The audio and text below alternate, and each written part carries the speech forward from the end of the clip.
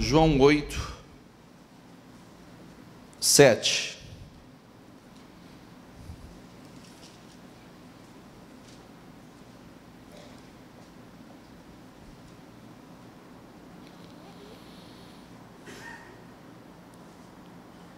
Se eu começar, eu deixei para ler só o 7, mas eu vou ler o 6 para dar sentido. Eles estavam usando essa pergunta como armadilha, a fim de terem uma base para acusá-lo. Mas Jesus inclinou-se e começou a escrever no chão com o dedo. Visto que continuavam a interrogá-lo, ele se levantou e lhe disse, repita comigo, se algum de vocês estiver sem pecado, seja o primeiro a atirar pedra nela.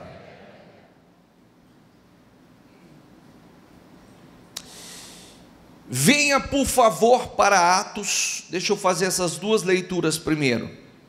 Venha para Atos 9. Atos 9, do 1 ao 5.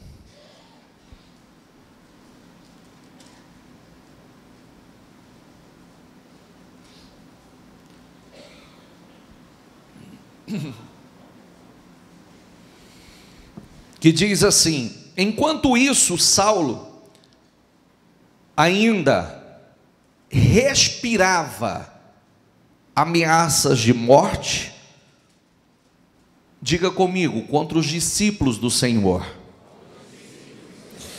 Dirigindo-se ao sumo sacerdote, pediu-lhe cartas para as sinagogas de Damasco, de maneira que, caso encontrasse ali homens ou mulheres que pertencessem ao caminho, pudesse levá-los presos para Jerusalém. Em sua viagem, quando se aproximava de Damasco, de repente brilhou ao seu redor uma luz vinda do céu. Ele caiu por terra e ouviu uma voz que lhe dizia, repita comigo, Saulo, Saulo, por que você me persegue? Saulo perguntou, quem és tu, Senhor? E ele respondeu, eu sou Jesus, a quem você persegue. Amém? Por que o senhor está lendo isso, bispo? Porque nós temos falado de algo muito importante dentro do propósito dos 52 dias. Nós temos falado de mudança, não é a restauração de uma área da sua vida, é a restauração da sua vida. Nós temos falado o problema não é conquistar algo, é parar de ser roubado. É parar de ser roubado. Tem gente que vive uma vida inteira sendo roubado e nunca para de ser roubado. Por que ele não para de ser roubado? Ele nunca muda a sua cabeça, ele nunca muda a sua visão, ele nunca muda a sua fé, ele nunca muda as suas atitudes. E eu quero mostrar para vocês que quando a primeira leitura que nós fizemos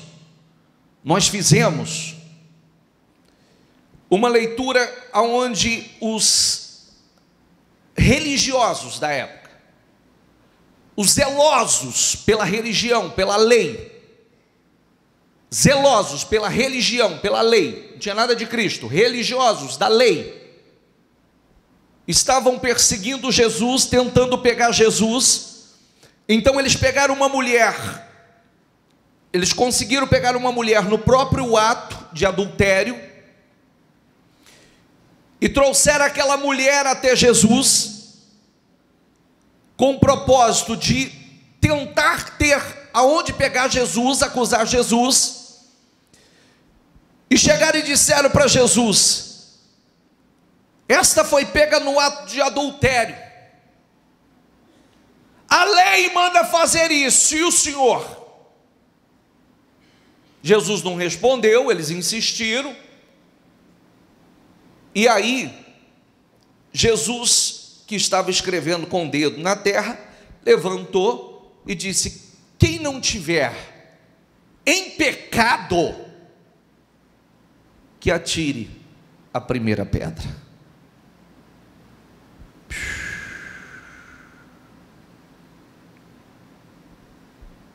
Sumiu.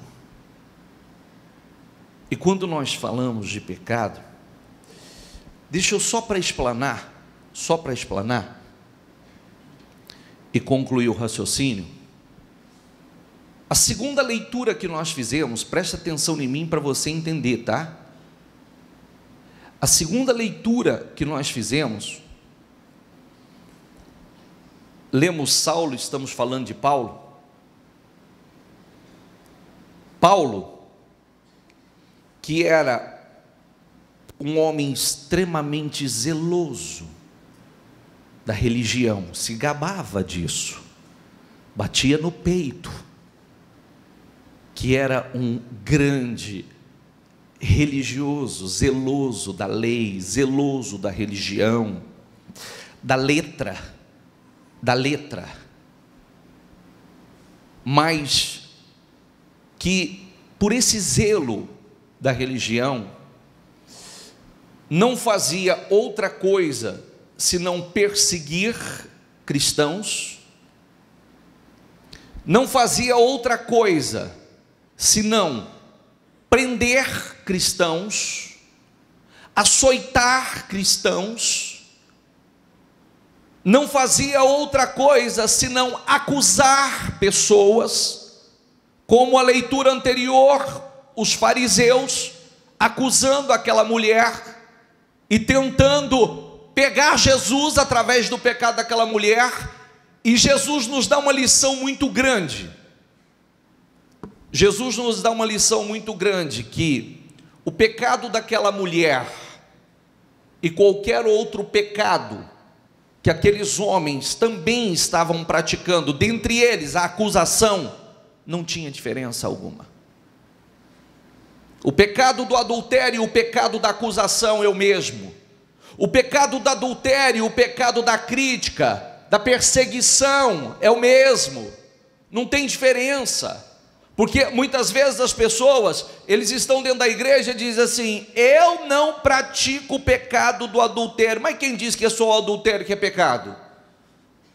Eu pergunto, faz uma semana inteira que eu estou perguntando o que é brecha. Todo mundo sabe falar o que é brecha.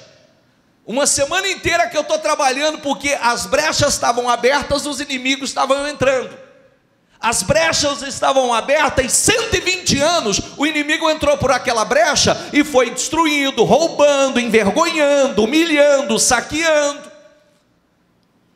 Então, a acusação eram simplesmente religiosos, zelosos pela lei, mas não tinha a prática do amor. Eles não levantavam pessoas, eles matavam pessoas, eles não edificavam pessoas, eles acusavam pessoas, eles empurravam as pessoas para o abismo. Isso é o que o religioso faz, inclusive nos dias de hoje, tá? Está cheio de pessoas que se dizem de Jesus, que se dizem de Deus, e as suas obras estão muito longe disso. São pessoas críticas, são pessoas fermentadoras, são pessoas acusadoras, acusam outras pessoas, vive procurando o erro no outro, vive procurando o pecado no outro, vive procurando para acusar, para poder falar do pecado do outro, quando na verdade ele cometendo, praticando, tendo essa atitude, ele também está praticando um pecado gravíssimo, tanto quanto do outro. Amém? Amém, pessoal? Porque talvez você não seja a pessoa que está aqui na prática do adultério, você não seja a pessoa que está aqui talvez você diz assim, sempre aqueles pecados que todo mundo considera como um grande pecado. Você não adultera, ou pode adulterar também, né? Ou de qualquer maneira, qualquer um deles aí vai trazer destruição para a sua vida. Você diz, eu não adultero, eu não me prostituo, eu não mato, mas eu estou cheio de outros pecados que para Deus está do mesmo tamanho. Eu sou perseguidor, eu sou acusador, eu vivo matando aos poucos o próximo, eu vivo em rebelião. E rebelião são grupos que se formam para falar de outros, falar da igreja, falar da vida do outro, são grupos que se formam, são brechas. Eu quero a restauração da minha vida, eu preciso fechar as brechas. Eu quero a restauração da minha vida. O interessante que Paulo achou que ele estava arrebentando. Aliás, Saulo achou que ele estava arrebentando. Ele achou que ele arrebentava, que ele era zeloso. Era zeloso, carregava toda aquela pompa, né? Ele dizia: eu sou judeu, eu sou zeloso pela lei, eu fui formado aos pés de Gamaliel, que era um estudioso da época. Quem era formado aos pés de Gamaliel era o judeu, o estudioso da lei. Tantos currículos, tantas coisas que ele se apegava, achando que estava fazendo, praticando a religião como ele praticava, ele achava que estava fazendo certo, quando na verdade a leitura que você fez comigo aí, quando ele caiu por terra, quando ele caiu do cavalo, que daí vem a expressão caiu do cavalo, que literalmente ele caiu do cavalo, ele estava montado num cavalo nessa situação aí, ó. Ele estava montado, e quando o Senhor se revelou a ele num grande clarão de luz, ele caiu do cavalo e já caiu cego também. O que o Senhor disse para ele? O que o Senhor disse para ele? Saulo, Saulo, por que me? Porque perseguindo quem era de Deus, ele estava perseguindo a Deus. Perseguindo quem era discípulo de Jesus, ele estava perseguindo o próprio Jesus. Está entendendo ou não? Está entendendo ou não? E ele caiu do cavalo. Ele caiu do cavalo e caiu cego. Literalmente, e caiu cego. Porque perseguindo quem era de Jesus, Jesus diz: por que você me persegue? Por que você, Saulo, Saulo, por que você me persegue? E ele estava perseguindo os cristãos. Eles estavam perseguindo quem não vivia letra, não. Quem estava pregando o Evangelho, quem estava socorrendo os necessitados, quem estava visitando os aflitos. Ele estava perseguindo quem estava salvando almas, ganhando almas, não estava preso à letra, estava ganhando almas para o reino. Amém? Amém? Eu perguntava no decorrer dessa semana: o que é brecha para você? Todo mundo soube me dizer: mentira é uma brecha, o adultério é uma brecha, a fornicação é uma brecha, o medo, a covardia, a fé passiva é uma brecha, a preguiça espiritual, preguiça profissional, preguiça espiritual é uma brecha, preguiça, como nós falamos ainda na quarta-feira, toda área que você for passivo, o diabo vai ser ativo nela. Toda área da tua vida que você é passivo, o diabo vai ser ativo nela. O que mais? O que mais é uma brecha? Falar do próximo é uma brecha, criticar é uma brecha, ao invés de olhar para a sua vida, cuidar das suas atitudes é uma brecha. Você sabia que muitas vezes a gente trabalha, a gente cresce tanto, a gente muda, evolui de tamanha forma, há uma mudança tão grande em nós que dispensa a mudança do outro? Você sabia disso ou não? Você sabia disso? A gente evolui tanto, a gente cresce tanto, muda tanto, que se o outro vai mudar ou não vai mudar, para nós também não tem diferença. Porque já não é aquilo que domina mais a sua vida, porque você evoluiu, você cresceu, você mudou, e quando a gente muda, se o outro que está do lado mudar, amém, se não mudar, você mudou, tem coisas que você é maior que aquilo, você é superior àquilo, aquilo já não é mais um ponto que te pegava tanto, que te vivia fazendo com que você também pecasse, entendeu? Amém? Mas o outro não cresce, você também não. Mas a gente muda e evolui tanto que te pensa até, se o outro mudar, amém, se não mudar. Porque eu mudei. Eu evoluí. O que é brecha? Porque não basta restaurar, tem que fechar. Quem ficou furioso? Os inimigos, no texto de Neemias, diz que quando os inimigos viram que as brechas estavam sendo fechadas, eles ficaram o quê? Furiosos. Quem fica furioso quando vê que as brechas estão sendo fechadas? O mundo espiritual, o diabo fica furioso. Os usados pelo diabo ficam furiosos, porque uma brecha é uma abertura do qual eles têm passagem livre. Eles entram e continuam roubando, eles entram e continuam saqueando. O que mais é uma brecha?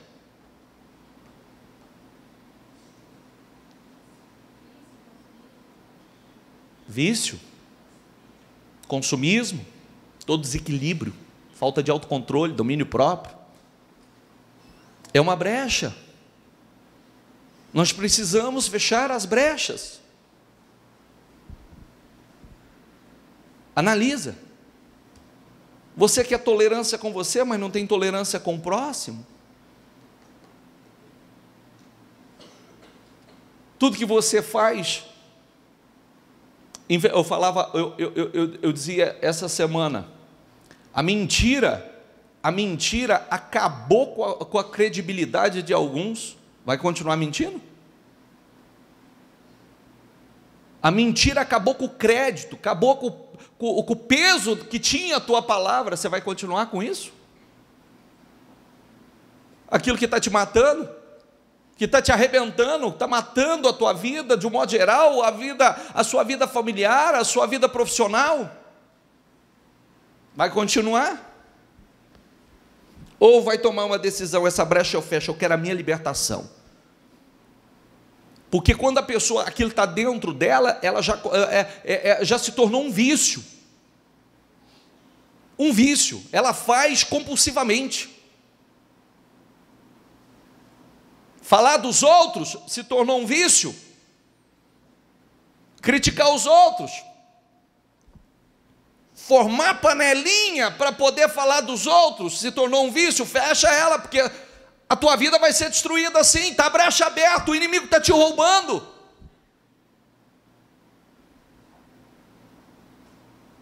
São brechas.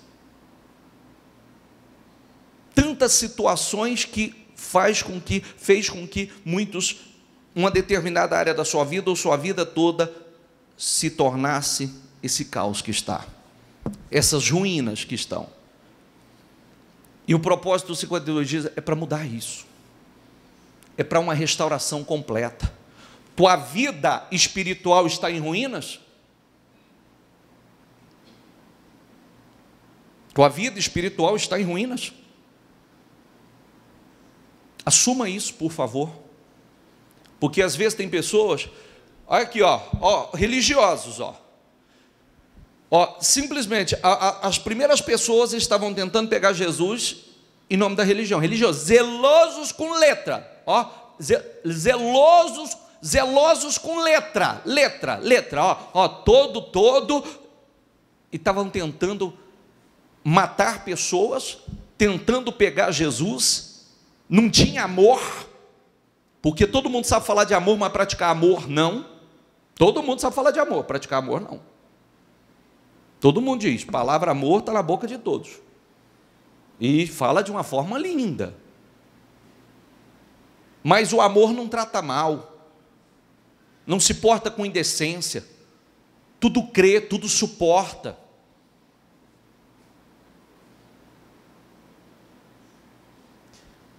Eu tenho que assumir, para que haja uma mudança. Espera aí, essa área da minha vida está em ruínas, eu quero a restauração, eu quero a minha restauração espiritual, eu quero a restauração da minha comunhão com Deus, eu quero a restauração do Espírito Santo na minha vida. Eu não sinto mais a presença do Espírito Santo, eu não ouço mais a voz do Espírito Santo. Talvez hoje, para estar aqui na igreja, é o único dia que você está aí, é um caos para você, é uma guerra para você estar aqui hoje no domingo. Está errado, sua vida está em ruínas. Busque essa restauração. Busque, eu quero me levantar, eu quero a restauração de todas as áreas da minha vida, eu quero a presença de Deus na minha vida, eu quero ser uma pessoa abençoada, eu quero ser uma pessoa ungida. Filipenses 3, 4, 10, por favor. Filipenses 3,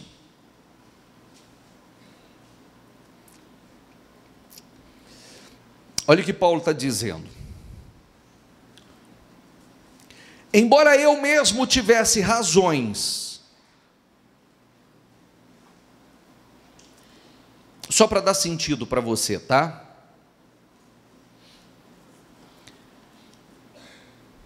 Está aqui dizendo assim, vou começar um pouquinho antes a leitura. Finalmente, vou começar no versículo 1, se não tiver aqui não tem problema, já eu chego onde vai estar. Finalmente, meus irmãos, alegrem-se no Senhor. Escrever-lhes, diga comigo, de novo, as mesmas coisas, não é cansativo para mim, e é uma segurança para vocês. Lá vem Paulo com esse sermão de novo. Mas Paulo vai falar disso de novo?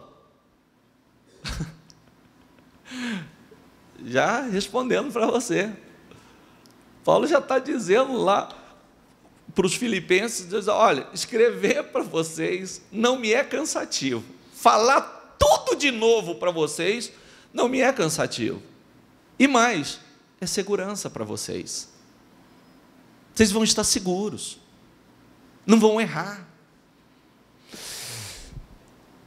Cuidado com os cães, cuidado com esses que praticam o mal, cuidado com a falsa circuncisão, pois nós é que somos a circuncisão, nós que adoramos pelo Espírito de Deus e que nos gloriamos em Cristo Jesus, não temos confiança alguma, diga comigo, na carne. Embora eu mesmo tivesse razões para ter tal confiança, se alguém pensa que tem razões para confiar na carne, eu ainda mais. Diga comigo, circuncidado no 8º dia de vida, de acordo com a lei judaica, com a religião judaica, pertencente ao povo de Israel, da tribo de Benjamim, verdadeiro hebreu, quanto à lei, fariseu, quanto ao zelo, perseguidor da igreja, quanto à justiça que há na lei, irrepreensível.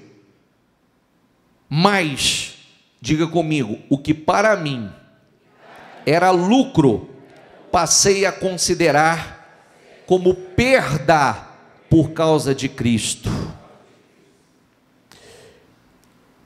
Mais do que isso, considero tudo isso como perda, comparado com a suprema grandeza do conhecimento de Cristo Jesus, meu Senhor, por quem perdi todas as coisas. Eu as considero, diga comigo, eu as considero. Sabe o currículo dele? Ele está dando o currículo dele. Sabe aquilo que faz com que o homem confie na carne? Ele está dando todo o currículo dele. Currículo esse que era importante na época. E que algumas pessoas consideravam o máximo. Sabe o que ele está dizendo? Tudo isso, é como esterco. Eu as considero como esterco para poder ganhar ou conhecer a Cristo. Amém? Tudo isso, poucas palavras, é merda. Não vale nada. Eu abri mão de tudo isso para conhecer a Cristo. Porque isso sim é importante. E ser encontrado nele, não tendo a minha própria justiça, que procede da lei, mas a que vem mediante a fé em Cristo, a justiça que procede de Deus e se baseia na fé. Diga comigo, quero conhecer Cristo, o poder da sua ressurreição e a participação em seus sofrimentos, tornando-me como Ele em sua morte. Diga comigo, tornando-me como Ele. Eu quero me tornar como Cristo. Eu não quero ser um religioso, conhecedor, praticante da lei. Quero ser um praticante das obras de Cristo. Quem está entendendo? Eu quero ser um praticante das obras de Cristo. Obras.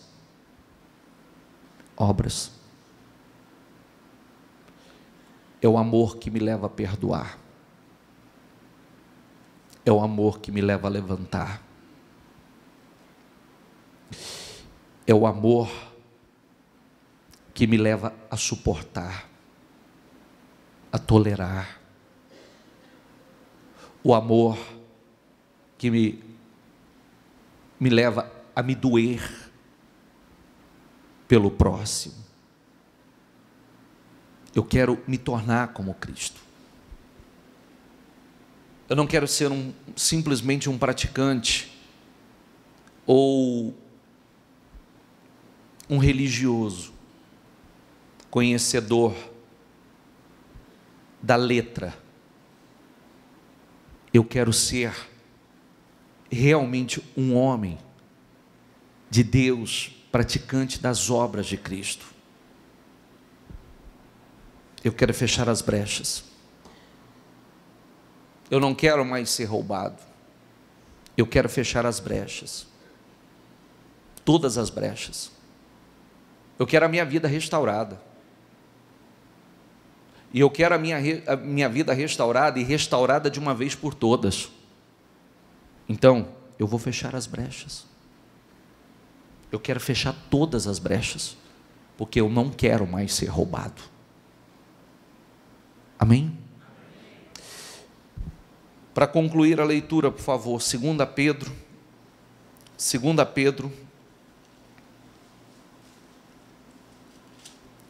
1 ao 11.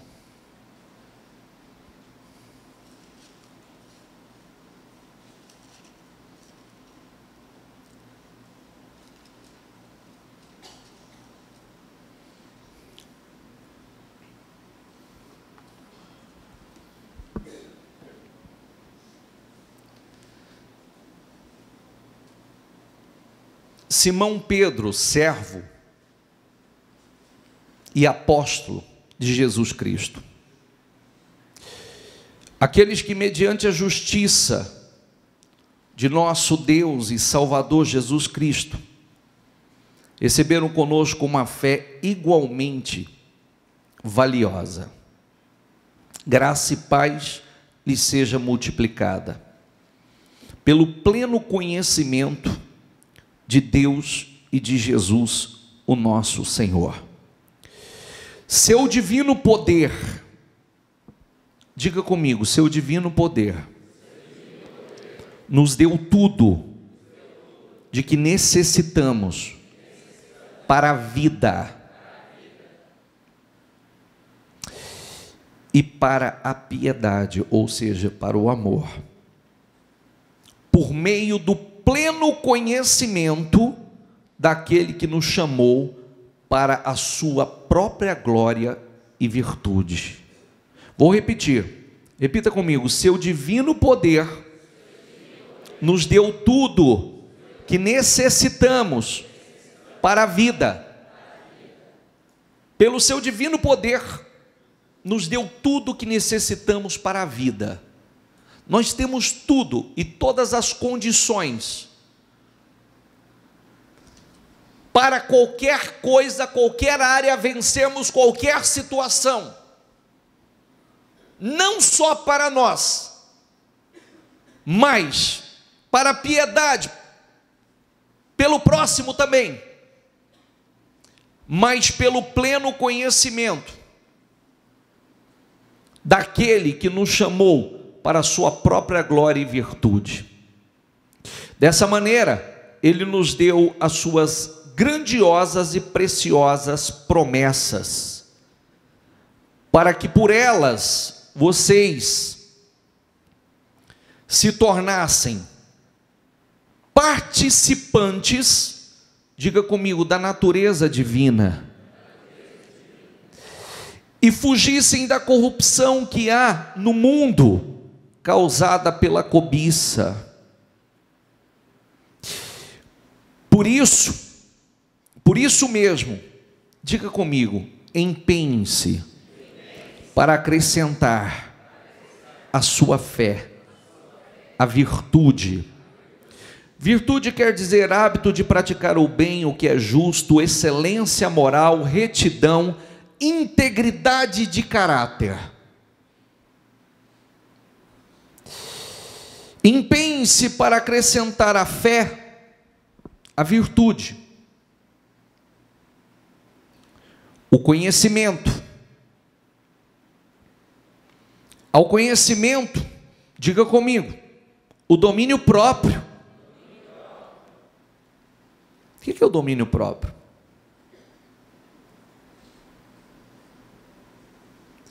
Sabe aquela coisa que a pessoa diz assim: eu não consigo, eu não dou conta, quando eu vi eu já fiz, foi maior do que eu, a vontade foi mais forte, o desejo foi mais forte. O domínio próprio, o domínio, o equilíbrio, o autocontrole.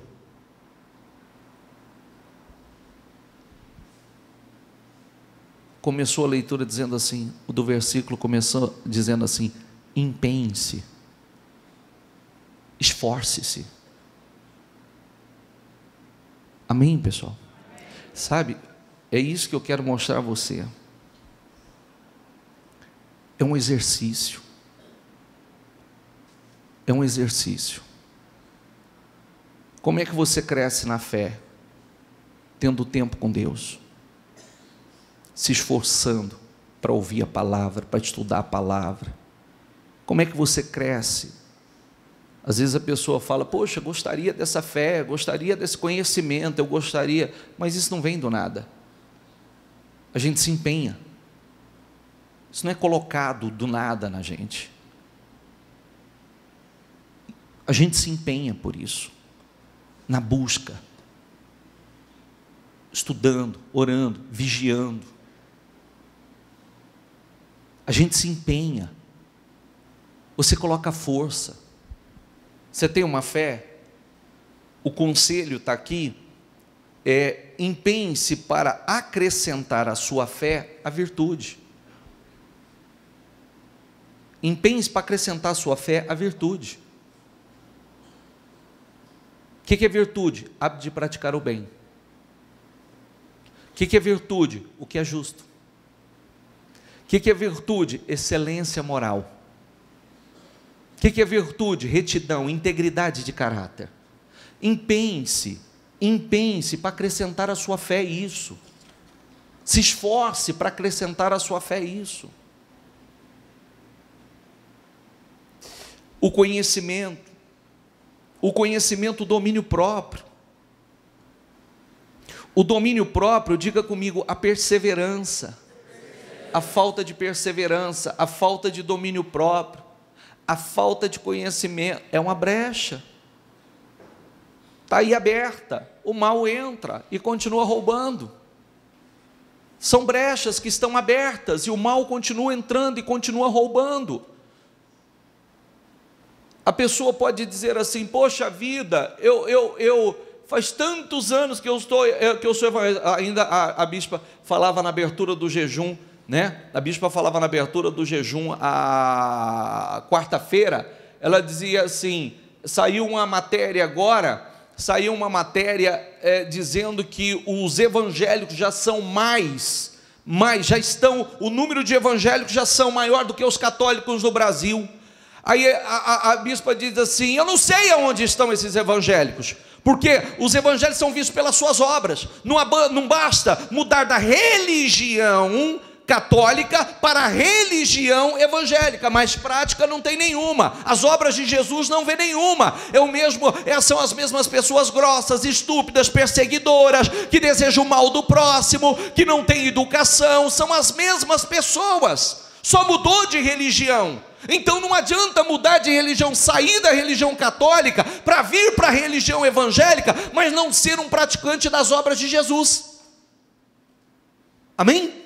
Pode dizer que aumenta o número, mas quando chegar, a hora que soar a trombeta, quantos vão ouvir? Quantos? Porque não basta uma religião, eu tenho que ser praticante das obras. E o conselho, às vezes a pessoa, eu estou na igreja, mas ainda não mudou aqui dentro. Mas você está achando que vai mudar? Como é que é isso aí? Você entra na igreja, você não tem que fazer esforço nenhum, não tem que buscar a sua libertação, não tem que buscar essa limpeza, não tem que rejeitar uma série de atitudes, não tem que dizer: não, chega, vou lutar contra isso, está destruindo a minha vida. Eu não sou perseverante em absolutamente nada. Eu não tenho equilíbrio, eu não tenho autocontrole, não tenho domínio próprio em absolutamente nada. O que está dizendo aqui? Empenhe-se, esforce-se para acrescentar a sua fé isso. Amém? Eu não ponho força em nada que eu faço. Bispo, eu não queria ouvir isso.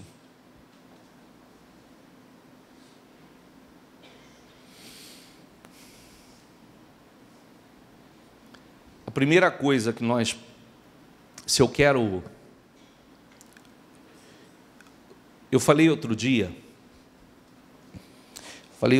falei essa semana, quem quer paz? Todo mundo sabe dizer assim: paz não tem preço, né? Paz não tem preço. Eu estava dizendo outro dia, aliás, essa semana, muitos se esquecem que a paz que você busca, que você quer, muitas vezes essa paz ela vai ser alcançada através da guerra. Que guerra, bispo? A guerra contra aquilo que até então tem sido um grande problema na sua vida. A guerra levantando-se contra esse problema como uma verdadeira guerra, porque a partir do momento que você vencer essa situação, você vai ter paz. A partir do momento que você vencer, e talvez a guerra não é só um problema financeiro, não é só um problema conjugal. Talvez a grande guerra que você tem que travar, ela está aí dentro de você. É o orgulho que você carrega dentro de você. É o orgulho que está te matando. É o orgulho que não deixa você reconhecer que você está errado. É o orgulho que você não deixa reconhecer que você precisa de ajuda.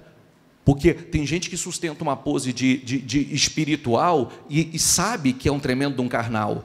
Sabe disso. E esse orgulho vai te impedir de vencer. E essa guerra você tem que travar com você aí dentro. com você. Eu vou assumir que eu sou orgulhoso, eu vou assumir que eu preciso de mudança, que eu não tenho equilíbrio, que eu não tenho domínio próprio. Eu vou assumir que eu não tenho me esforçado, eu não tenho sido perseverante. Eu vou assumir. E eu preciso dessa libertação. Eu preciso dessa mudança. Eu quero paz, mas eu não travo a guerra. Eu quero viver em paz, eu quero paz na minha vida, eu quero paz na minha vida financeira, eu quero paz na minha vida sentimental, eu quero paz, mas eu não travo a guerra para vencer esse inimigo que está me roubando, me desgraçando, destruindo a minha vida. Amém, pessoal? Se a pessoa ele quer vencer de verdade. Não, eu estou aqui para me esvaziar, eu quero a restauração da minha vida, eu quero por completo, e eu assumo, eu tenho que travar uma guerra comigo mesmo, eu tenho que travar uma guerra contra o meu temperamento, o meu gênio, o orgulho que está dentro de mim, está me matando. Está aqui, ó.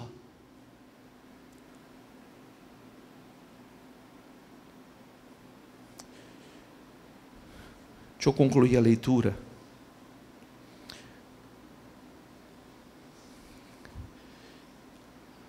A perseverança, a piedade,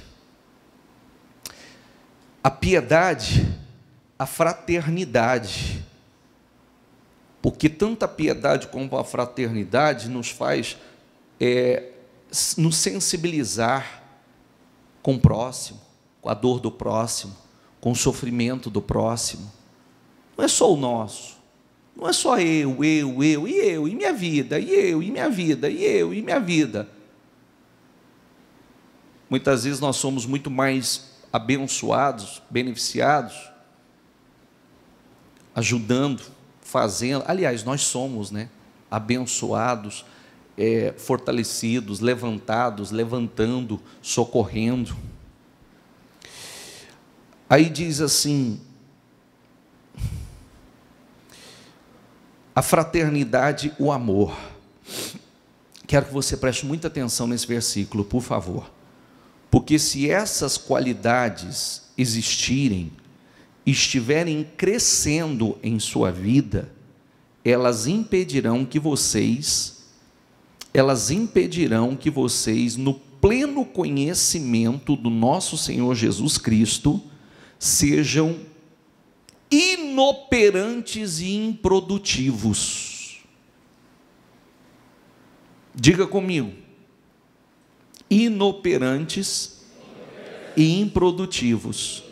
Se você se esforçar para acrescentar à sua fé todas essas obras, todas essas virtudes, elas vão ajudá-lo para que você não seja inoperante e você não seja uma pessoa improdutiva e a tua vida não seja uma vida improdutiva.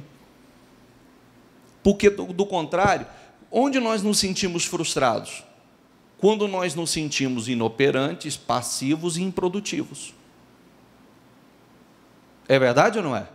Quando você sente que você não cresce, você não evoluiu em nada, você vai dar tiro para tudo quanto é lado, mas na verdade você só é um reflexo do que está dentro de você. Você está mal com você mesmo. Você vai brigar com Deus e com todos, e na verdade é só um reflexo daquilo que está dentro de você. Porque você é inoperante, você está improdutivo, não está produzindo nada. Portanto, irmãos, diga comigo: empenhem-se ainda mais para consolidar o chamado e a eleição de vocês. Consolide, confirme, consolide o chamado de vocês. Consolide, confirme o chamado de vocês, a eleição de vocês. Pois, se agirem dessa forma, jamais tropeçarão. E assim vocês estarão ricamente providos quando entrarem no reino eterno de nosso Senhor e Salvador Jesus Cristo. Amém? Pega o teu propósito, fique em pé, por favor.